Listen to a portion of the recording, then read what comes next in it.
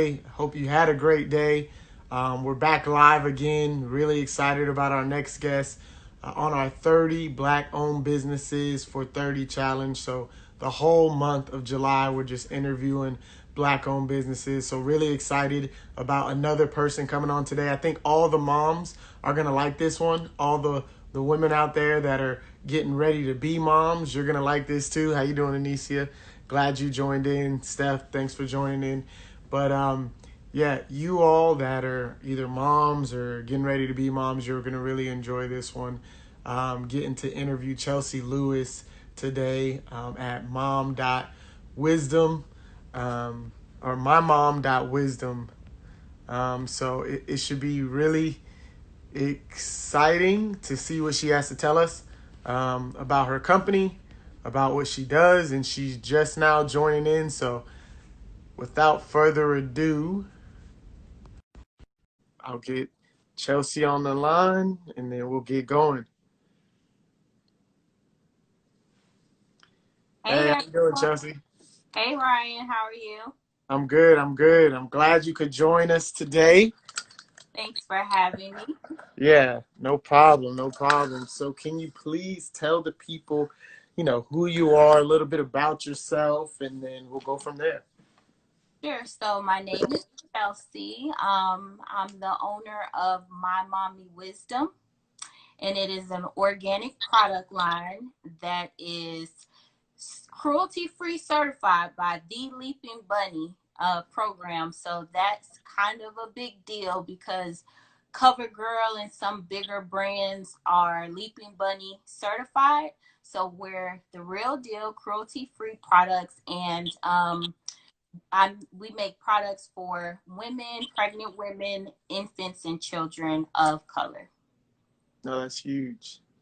So, what got you going? What made you start this company? Um, my kids, as cliche as it sounds, Yeah, they, like many moms, had a lot of the common ailments, but it seemed like for whatever reason my kids had it a little bit more severe than I was used to.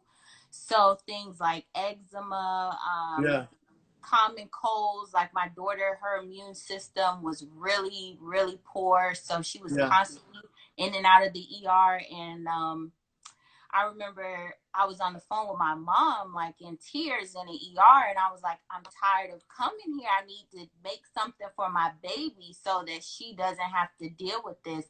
And I just started mixing things together, researching, figuring out what works, and I tried it on my kids. And as I did, I documented the journey. And right. so this is one that I'm coming in. Yeah. Okay. Okay. Go. Close the door for mommy, please. As I started documenting the journey, my all of my friends that had small children too, they were like, "Hey, can you make some of that for me? Can you show me how to, can you make that for me? I'll pay you for it." So as a result, I was like, Yeah. "Okay, let's see how this goes," and it turned into a business. Okay. That's Yeah. cool. That's really cool. So, what made you choose the name my.mommy.wisdom? So I am from the islands, and Okay. my mom has a lot of wisdom. And I feel like Okay. when you become a mother, they always say like old school is outdated, but I love to sit at the feet of my elders, and I feel like a lot of our elders have a lot of wisdom. So I wanted to kind of merge the two generation, bring that old school traditional approach to new age approaches that us young moms might have.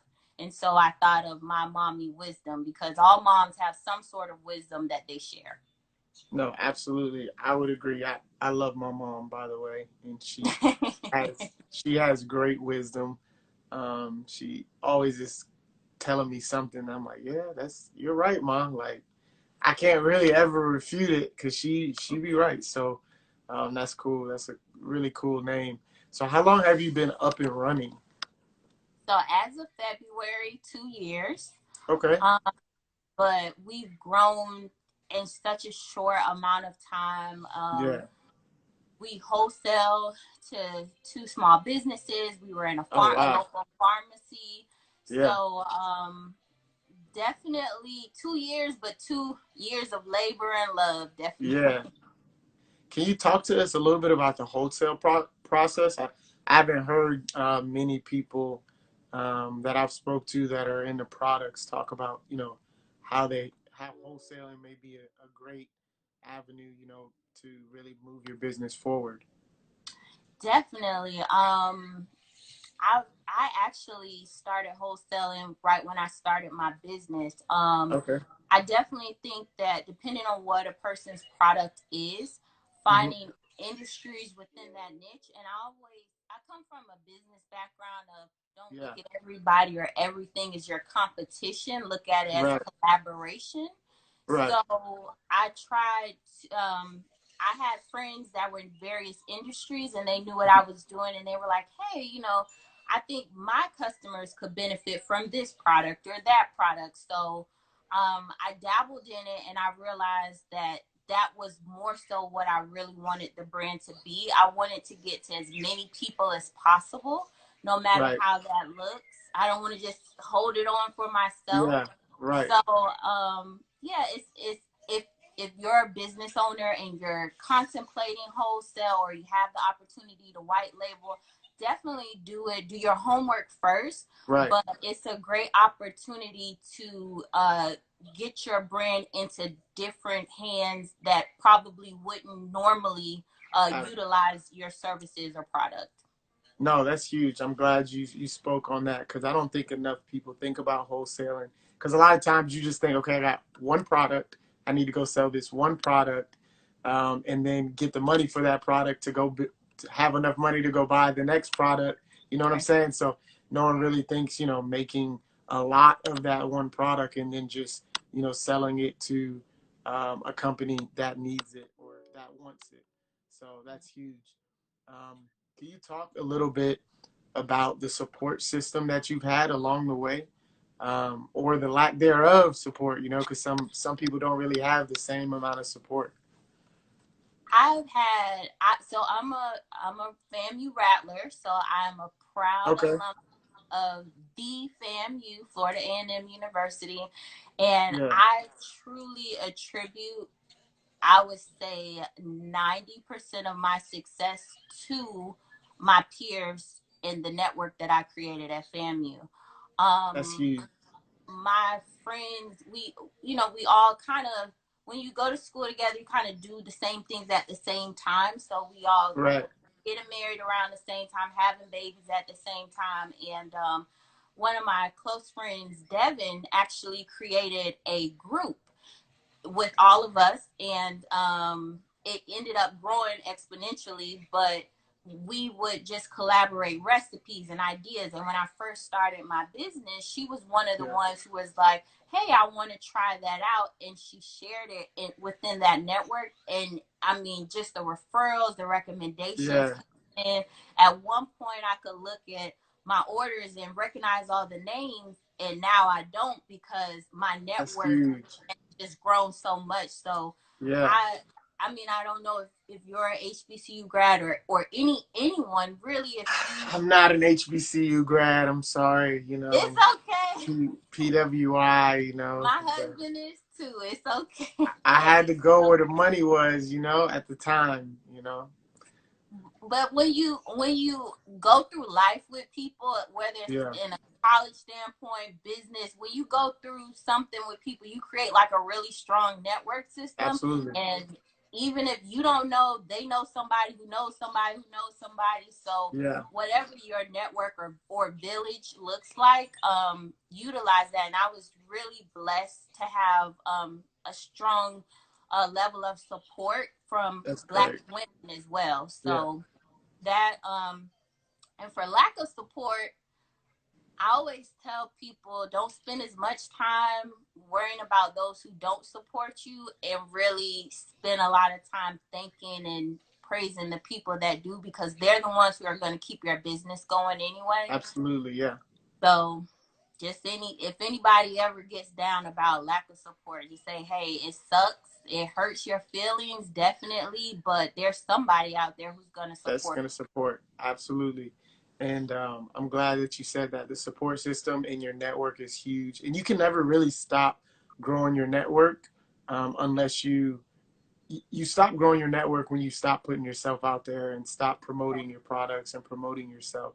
So your network can be greater than just your HBCU or, for me, my PWI, right? But I you. will say this, because I pledged Omega, excuse me, because I became a man of Omega Psi Phi Fraternity Incorporated, because we don't pledge, but because I did that, now I got a lot of friends that Right. also do, are all over at different HBCUs, especially like one of the people I'm going to be on with tomorrow. He went to Howard, really good friend. So there goes a whole nother network that I now have because you know, now he's my friend. So that expands my network. So I think it's important to have, people in different networks that you can essentially leverage, um, and expand your network by virtue of them. So that's huge that you spoke about a network. So can you talk about the advertisement aspect? Because we talked about the network, and it started with the group that your friend created, but now how do you advertise? What are some of the ways you do that?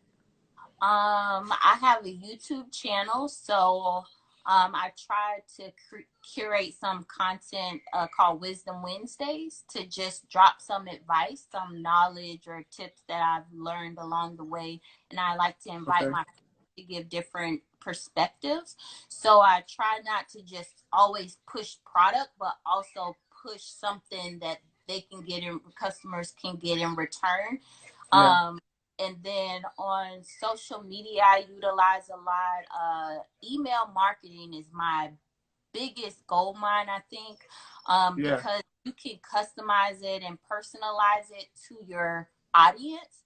Yeah. And everyone gets emails. Everyone checks their emails for the most part. So sometimes I just like to customize it so that a person can feel good when they're reading an email. Right. Maybe they're going through something. It can be relatable. So I try to utilize that avenue, and I use Facebook ads. I post on Instagram. I try to make everything engaging so that customers know it's not just the product, but it's a person behind the brand.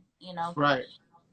No, that's huge. Now, do you outsource anything, or do you do primarily everything yourself? At this time, I do primarily everything myself. I am looking Okay. to outsource just because as it's getting larger, I know that I Right. need some help. Right. Um, but definitely I've worked with Cess before as my social media manager. Her name is Life Coach Cess. So if Yeah. you guys want to check out her work, she's been really awesome. I've worked with a brand strategist. She's a friend of mine, and Sess is on here right now. oh, hey Yeah. Cess.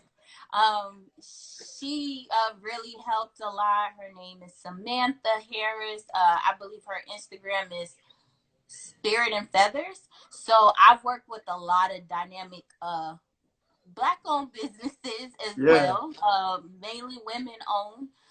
But after the quarantine or COVID 19, I had to kind of take a break and reassess everything. But I'm excited to get ready to start working with other business owners because I just love how everyone could offer something different at the table. Yeah. So I like to kind of go around and cherry pick and see what I can get and pull, see Pull what I things can together. make Right. right to make the That's brand good.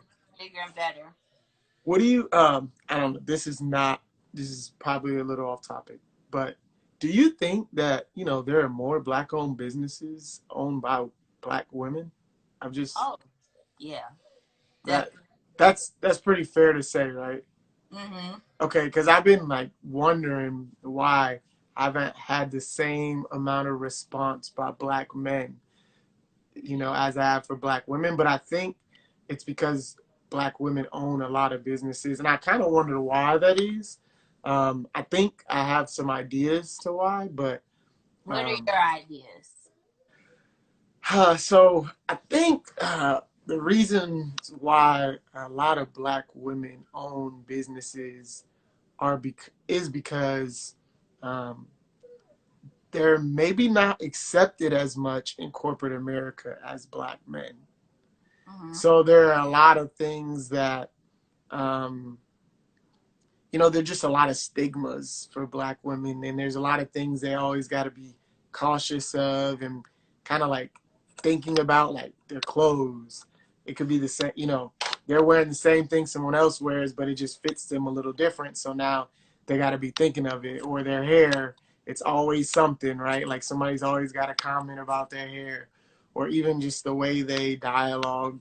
It could be different, and because it's different, they have this stigma, oh, this why is she talking to me like that or something along those lines. So I think it's more liberating for black women to be able to just say, hey, you know what? I'm going to go do my own thing. I don't have to really allow all these social norms to control me. I can go off on my own and be successful. And I have all the tools to do it. So that's what I think. I could be wrong, but those are just some of the things I think. I don't know. No, What do you think? I think that's 100% spot on. In addition to just as black women, we always carry a lot of responsibility anyway. I Yeah. feel like we're born managers. We Yeah. manage the household, we manage our siblings, we manage our parents when they need Yeah. our care, so we have been root, trained to be so routine and organized throughout our life Yeah. that sometimes even if we get in corporate America, we hit that ceiling fast and we wonder Yeah. what else is there. What more Right. can I do to contribute my skills and things like that? Because maybe on paper I might not have that much experience for this job, but in life I have tons of experience. So Right. I know for me at least, that was one of the things, was just feeling like I can work, but I still have so much more that I can give. And what outlet can I give that in? So I Yeah. chose a business. But I do want to say that I have had 3 failed businesses before Yeah. this Okay. one took off. So Yeah.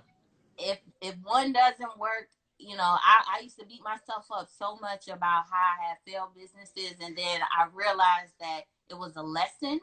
I Yep. learned something from it, and I learned what not to do to fail in that way again. Right. And so I think that if you're a small business owner and you're kind of going through a tough time period and you feel like you want to give up, if it's not right, okay, but that doesn't mean that that's the end all be all. You can Right. try it again, just in a different way.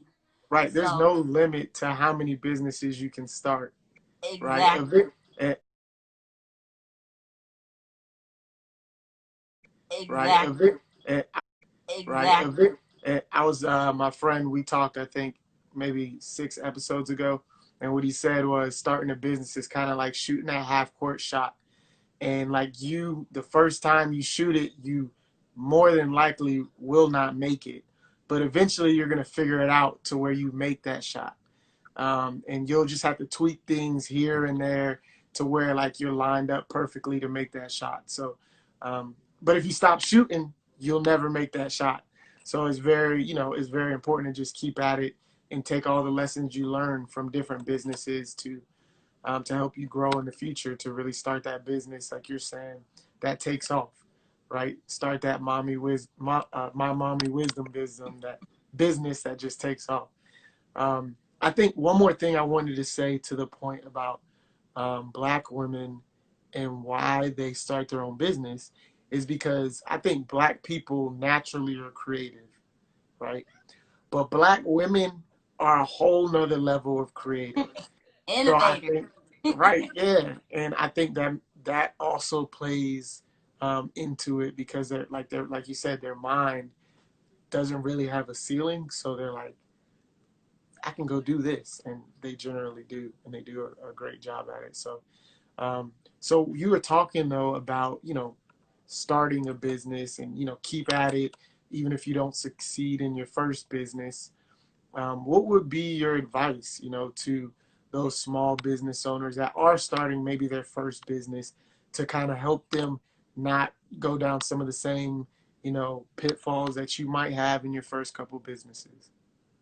I would definitely say counsel. So, prior to starting this business, I was a small business consultant at the Small Business Development Center. So, if you're located, whether it's Florida, Georgia, wherever, there is one at a major university in your city, and all the resources are free. It is the best unkept or best kept secret Kept there secret, is. yeah. It is state funded, so that's how come all the resources are free. And I worked as a consultant for about 4 years, and I saw so many business owners with an idea Yeah, but no execution. And a lot of my clients, I would tell them, okay, you need to do this, you need to do that. And then I had to realize, when you're really serious, you just need someone to help guide you in that direction. So I would absolutely. I would encourage all small business owners, even if you're in business and you're successful, you're making, 10,000 a month or whatever, I don't know, you still can utilize those services. Right. So that's the Small Business Development Center.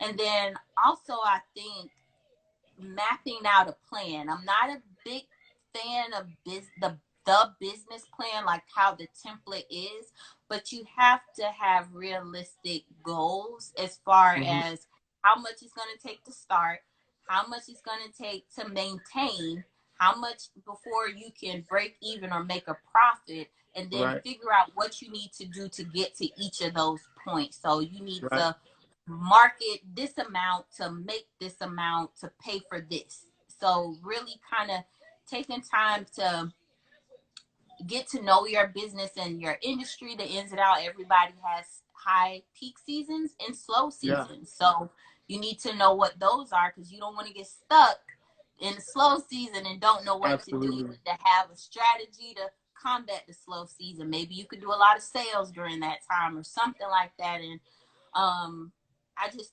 think that a lot of business owners, when they first start, they don't know what to ask or what to think about. So just having that counsel would be really helpful, and maybe they can give you some scenarios that you hadn't considered so that you don't make the same mistakes other failed businesses have made. No, that's huge. I appreciate that. And I think another good, thing is to do, like you said, you got to do your research. So you Yeah. can literally look up why a lot of small businesses fail. And I think sometimes people are so excited about jumping into business that they forget to do the research to figure out what were some of the pitfalls so that they don't do them. Right. In the military, we have uh, these things called after action plans. So when I was a Marine, every time you do an exercise, you have to do an after action report. And the reason you write that report is for the next person that does that exact job that you do.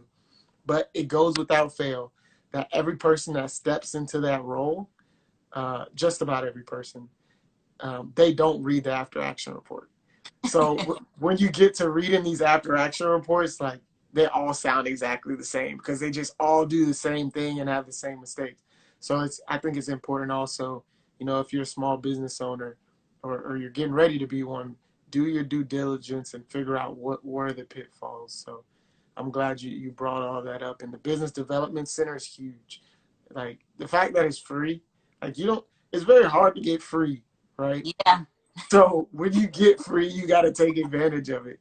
Um, with that being said, how do you think our communities could help support our black-owned businesses better, or what do you think have been some of the barriers to us supporting?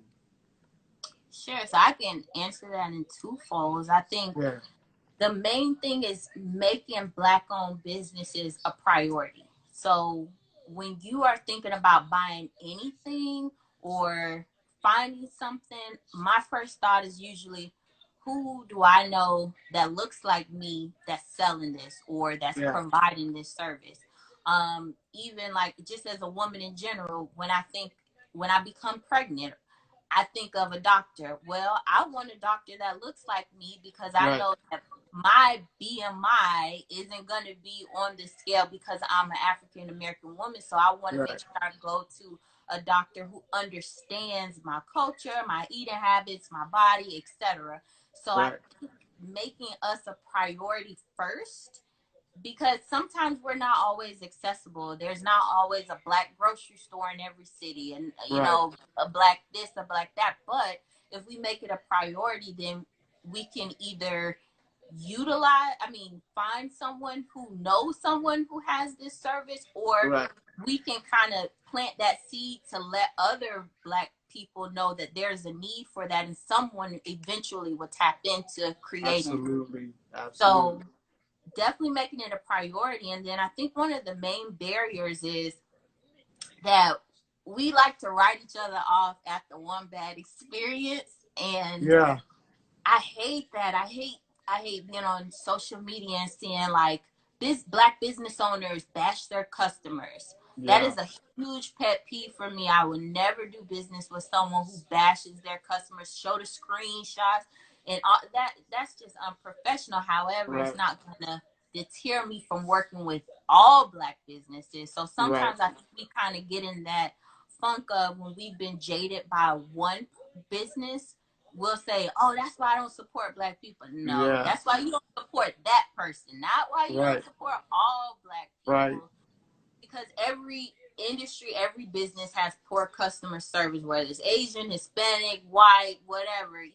Everybody has poor customer service, and we don't stop going to the Mexican restaurants for Taco Tuesday. We don't Right. stop Right. getting our nails done at the Asian spot, so we Right. should Right. do the same things to our brothers and our sisters. Right. No, you're right. I mean, there's, I was buying some stuff from Amazon, and I wanted this lid a certain way, and I ordered it a certain way, I think 3 times, and every time I got it completely different. And I'm like, come on, Amazon, like you're supposed to be the best, right? So if Amazon's failing, right, like there's obviously a business that's operating at a much uh,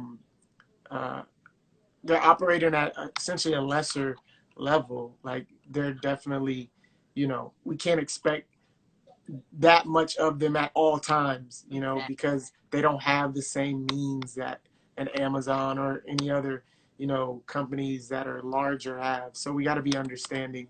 But I also think we got to give feedback. So instead of bashing, how about we, send a email in response and saying, hey, these are some of the things I think you could do better. And Right. I think I've said that probably a couple times on here because, like, we can't grow if we don't hold each other accountable and if we don't give each other good feedback.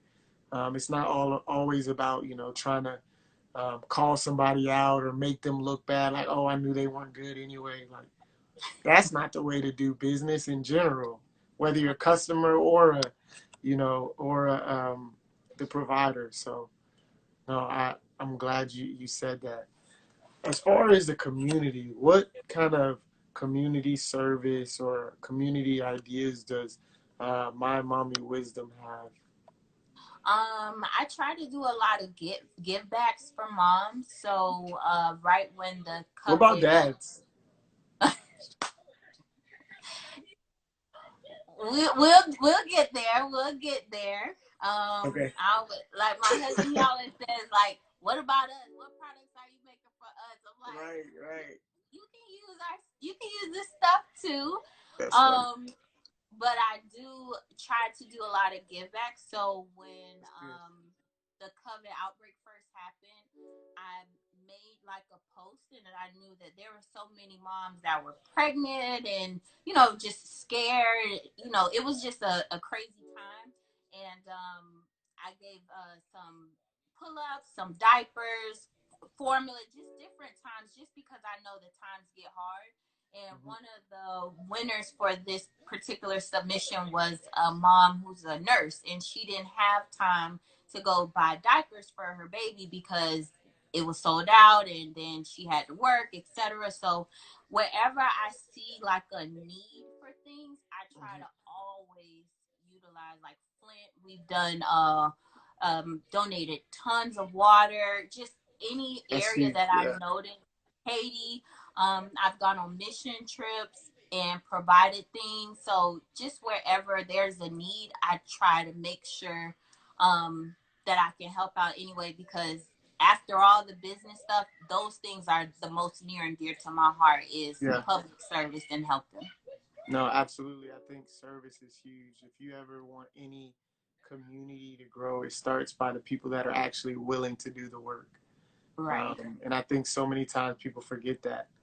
People, I feel sometimes they just want to throw money at things, but that's Mm-hmm. not always the answer. Sometimes you really do got to actually get your feet, like you said, get your feet wet and be on the ground and doing the work. So thank you for that.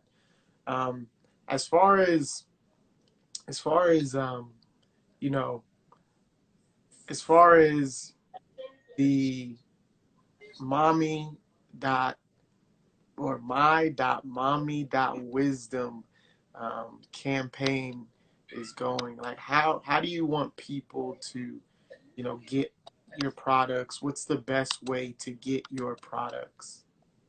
By visiting our website, so mymommywisdom.com. Hmm.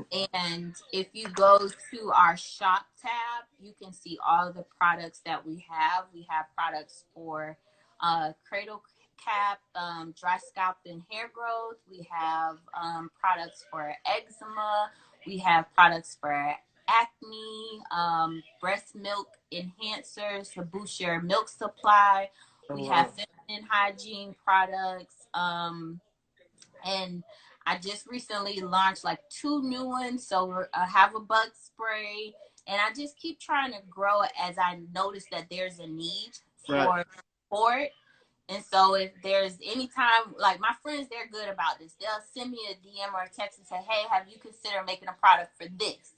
And I'll say no, and then I'll get like 5 more, and I'll be like, maybe I need to think about that. Yeah. So definitely, And you make everything, right? yes, Even like the breast yes, milk enhancer? yes. Oh wow.